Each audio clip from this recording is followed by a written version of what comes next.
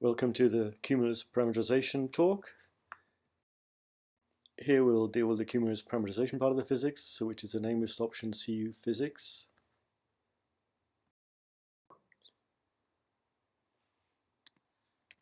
Cumulus parameterization interacts with some of the other physics. It produces clouds for the microphysics. It produces convective rain, which goes to the surface and interacts with the land surface model. It also provides a cloud fraction for the radiation in some cases. A cumulus scheme activates in columns, and when it activates, it provides a heat and moisture or cloud and possibly momentum tendency profiles in the column over the cloud depth. At the surface, it provides a convective part of the rainfall. This is a similar diagram as the one I showed for PBL schemes, but now the main energy containing modes are the deep convective updrafts that are in the 1 to 3 kilometer size scale. At coarse grid sizes of 10 kilometers or more, you're not resolving these updrafts, and therefore you need a cumulus parameterization scheme that handles updrafts and downdrafts as subgrid scale fluxes, deep fluxes from the boundary layer to the upper troposphere. So that's what this talk is mostly about, is how to do this parameterization. And it's all done in a 1D column model. When you're at finer grid sizes of 1 to a few kilometers or less, the dynamics is resolving the updrafts explicitly. So between the dynamics and microphysics, they handle resolving the whole convective system. And you don't need to do any parameterization except for the microphysics and rely on the dynamics.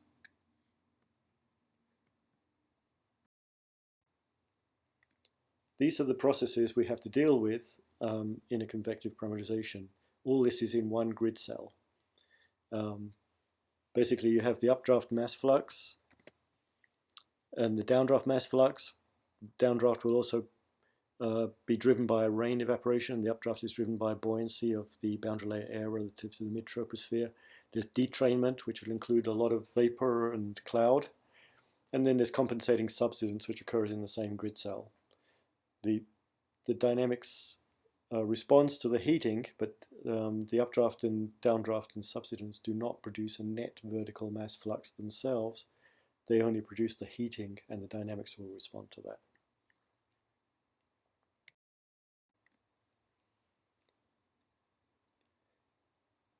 So cumulus schemes have to be used for grid columns that completely contain convective clouds, typically 10 kilometers or more, because of the assumptions in the schemes that compensating substance is also occurring within the same grid cell. So they redistribute the air in the column to account for vertical convective fluxes. The updrafts take boundary layer air upwards, the downdrafts take mid-level air downwards, driven by rain evaporation. The schemes have to determine when to trigger a convective column and how fast to make the convection act and remove the instability.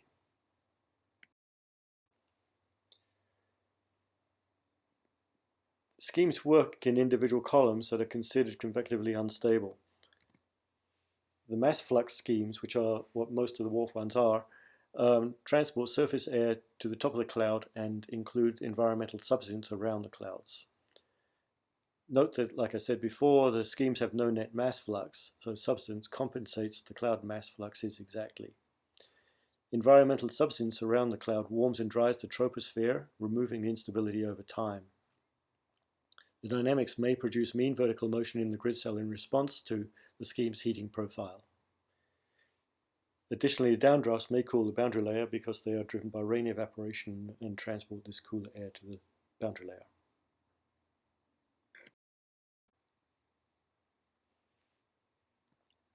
This illustrates how a mass flux scheme works. It has to represent the updraft mass flux, taking boundary layer air and into the upper troposphere and detraining it at cloud top. This may be a small fraction of the grid cell. Also, there's a subsidence term which compensates for it so that there's no net mass flux in the column.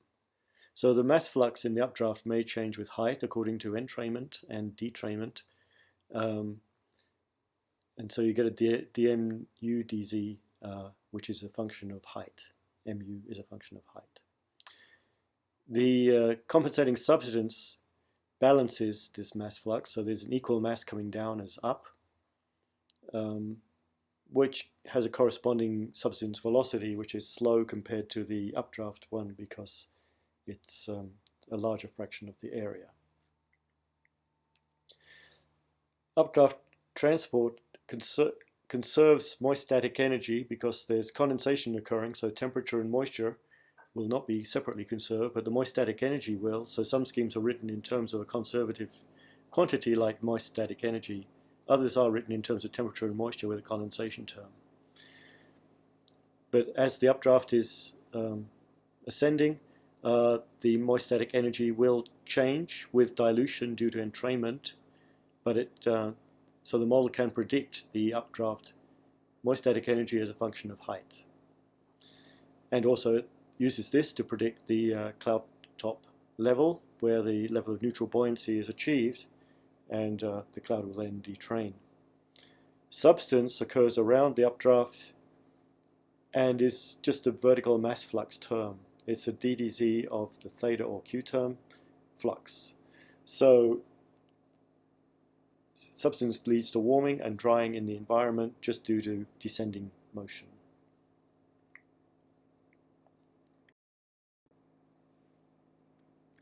This diagram illustrates the downdraft in addition to the updraft. So in summary, the updraft is driven by buoyancy, takes moist air to the upper troposphere, and condensation in the updraft leads to convective rainfall. Downdrafts are driven by convective rain evaporation, and they bring evaporatively cooled air to the boundary layer. Substance warms and dries the troposphere, and it's the main warming effect in the column is the subsidence.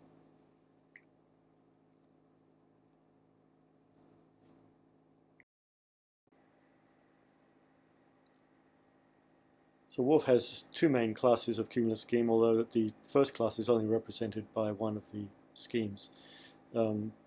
This is the adjustment type, Betz-Miller-Janich, which relaxes towards a post-convective mixed sounding.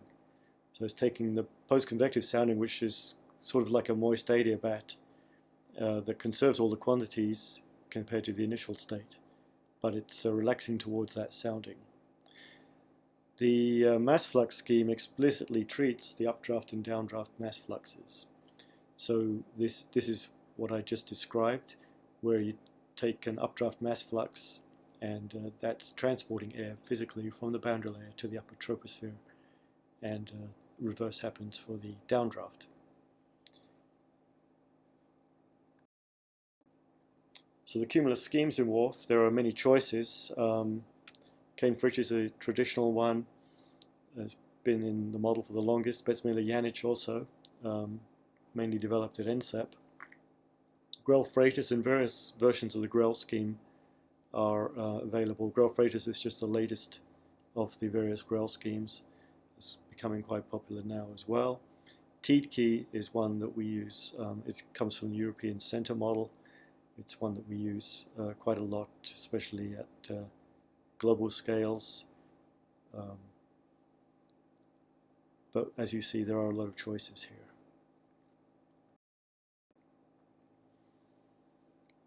When you run a cumulus scheme, you have to decide when it activates. And this is called the trigger. You need the presence of some convective available potential energy in the sounding, but not too much inhibition or capping in the sounding. And also, for deep convection, there's a minimum cloud depth that's considered to be deep convection.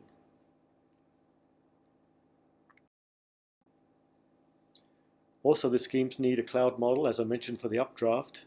These are basically a 1D cloud model that calculates the vertical variation of updraft properties based on the initial properties at the base, entrainment dilution from the environment, condensation producing cloud particles, a conversion of cloud to rain that falls out of the updraft, and buoyancy, which determines the cloud top and the detrainment level. So all these are handled in a one-dimensional simple cloud model with basic condensation and growth into rainfall inside that cloud model.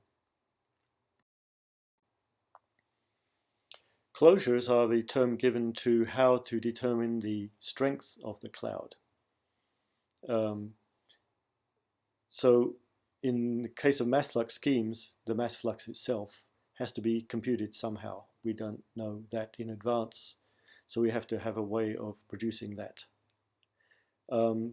Various methods include how a timescale over which it removes CAPE, or quasi-equilibrium assumption, where the rate of production of CAPE by the environment is balanced by the rate of loss of CAPE due to the cloud stabilization.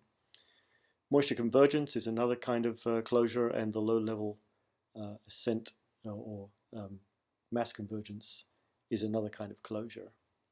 But the most common closures are the CAPE removal timescales. So there you have to then come up with what timescale you want to remove the convective instability over. Another thing to consider is scale awareness, which is introduced by reducing the deep convection mass flux based on criteria such as grid size.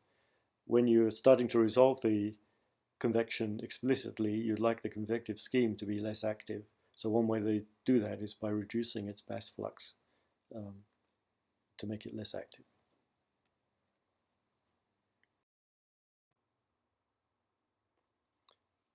The Grell schemes are basically an ensemble of methods. They don't use a single trigger and closure, but they actually use a combination of several and average them.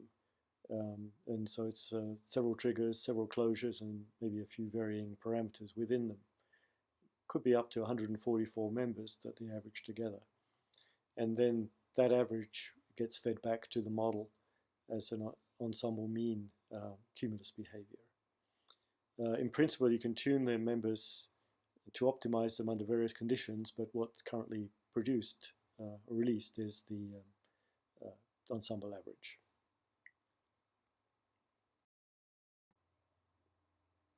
So far I've talked about deep convection, but actually we also have to deal with shallow convection in some way. Shallow clouds are distinct in that they're non-precipitating usually. The mixing dries the PBL and moistens and cools above the boundary layer. This can be done by an enhanced mixing approach or a mass flux approach. So the enhanced mixing approach is just increasing the diffusion coefficient, or the mass flux approach is kind of like the deep convection scheme where it actually does a transport. So we have both those types in WRF. Shallow convection could be useful at grid sizes that even resolve deep convection. So grid sizes down to 1 kilometer, you may still need a shallow convection scheme, even though you may not need a deep convection scheme. So WRF has several different ways of treating shallow convection. One is with the deep convection schemes, as listed at the top. KF and SAS and the Grell schemes, they do have a shallow component with them.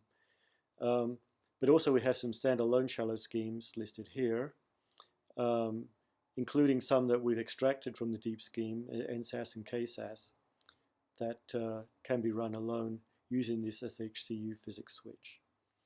There's also the Deng shallow scheme, which is part of the WRF solar physics development. Grimm's shallow scheme is developed with the YSU PBL scheme. The other way of running the shallow scheme is as part of the PBL scheme with mass flux methods, and often when they add the EDMF approach, they also include the shallow clouds with that. So we have these listed here, including the MYNN EDMF option within that scheme.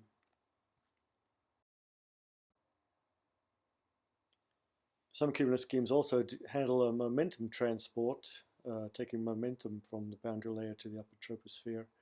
Most schemes transport it as a passive scalar, but there are a couple, the Zhang-McFarlane and the NSAS, that include a convective pressure gradient term that modifies the momentum as it's transported.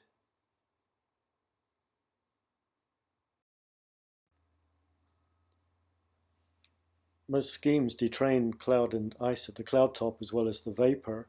The exception is BMJ that only detrains vapor. Kain-Fritsch also detrains snow and rain. That's the only scheme that does that. These detrained species are then used by the microphysics.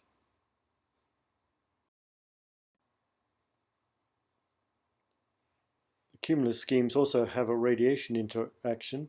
The Grell schemes, Kain-Fritsch and MSKF, interact using the CRAD feedback equals 1 switch, which allows them to provide a cloud fraction and an amount for the radiation in active grid columns. So in other words, the radiation does see the convective clouds in these cases. Zhang-McFarlane is part of the CESM suite, and in combination with the MG, Morrison-Gettleman microphysics, they produce cloud fractions, and the UW shallow scheme, they produce cloud fractions for the radiation in their own way. The GFDL radiation, which is an option I haven't really talked about much, it's an old option, but it does have a way of interacting with clouds by only needing information on the precipitation rate in the top and base of the clouds. So it can interact with any of the schemes that provides that information.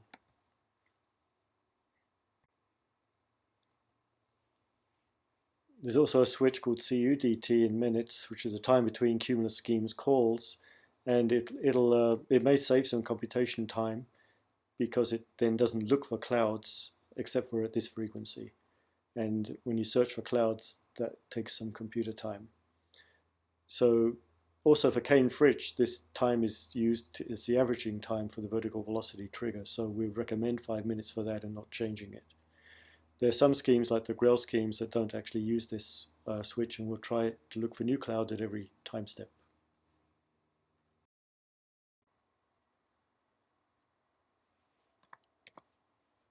This is another summary of the Cumulus schemes we have, summarizing their moisture tendencies that they provide, the momentum tendencies, whether or not they provide them. Sometimes that depends on the dynamical core that's being used. The shallow convection, similarly.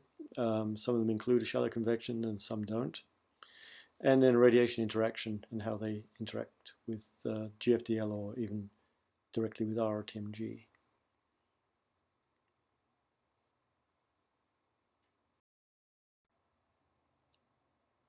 So in terms of choosing whether to use a Cumulus scheme or not, here are some recommendations. Greater than 10 kilometers, you probably do need a Cumulus scheme. These release the instability gradually and prevent grid point storms. The resolve scale will not do very well at producing strong convection at these kind of grid sizes. It delays it and it then becomes too strong. So definitely you need a Cumulus scheme if you have a convective situation at greater than 10 kilometers.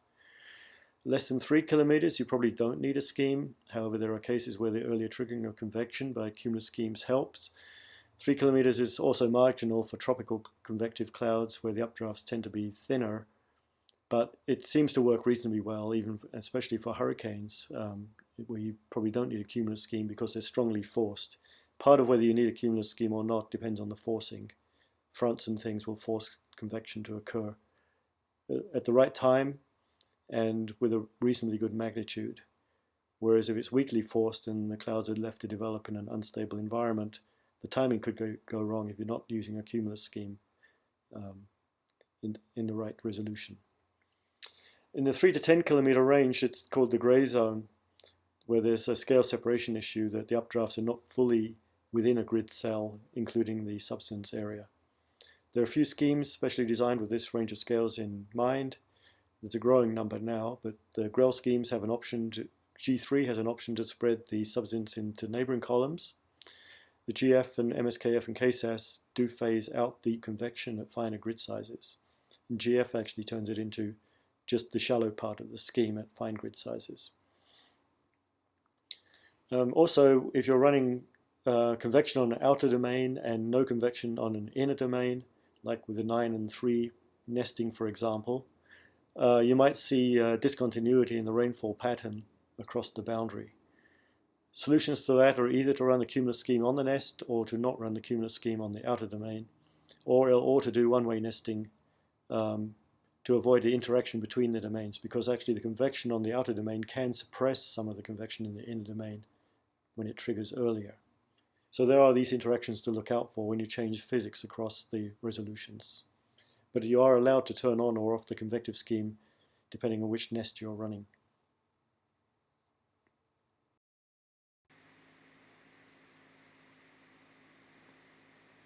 So finally we can summarize the Cumulus schemes. The Cumulus schemes, as I mentioned, have to be run At coarse resolutions, they're not designed to run at fine resolutions. They represent the deep convective clouds and provide the convective part of the rainfall for the surface, also interacting with the radiation and microphysics in the ways I've mentioned.